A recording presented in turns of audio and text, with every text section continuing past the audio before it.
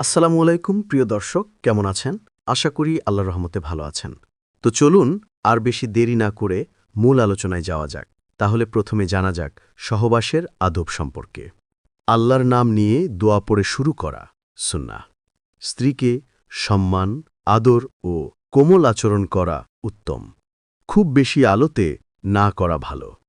কোনো রকম অশ্লীলতা বা হারাম পন্থা পরিহার করা জরুরি। অবশ্যই সহবাসের আগে এই বিষয়গুলো মাথায় রাখবেন। সহবাসের আগে সুন্নাহ অনুযায়ী একটি দোয়া আছে যা নবী করিম সাল্লাল্লাহু আলাইহি সাল্লাম শিখিয়েছেন।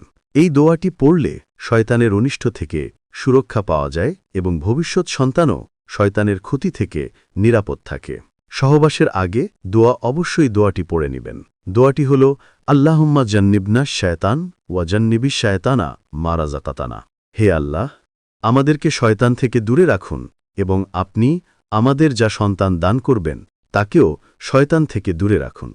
আমাদের ভিডিওটি দেখে আপনারা যদি একটু উপকৃত মনে করেন তাহলে লাইক, কমেন্ট, শেয়ার করবেন, চ্যানেলটি সাবস্ক্রাইব করে আমাদের পাশে থাকবেন আরও নতুন নতুন ভিডিও।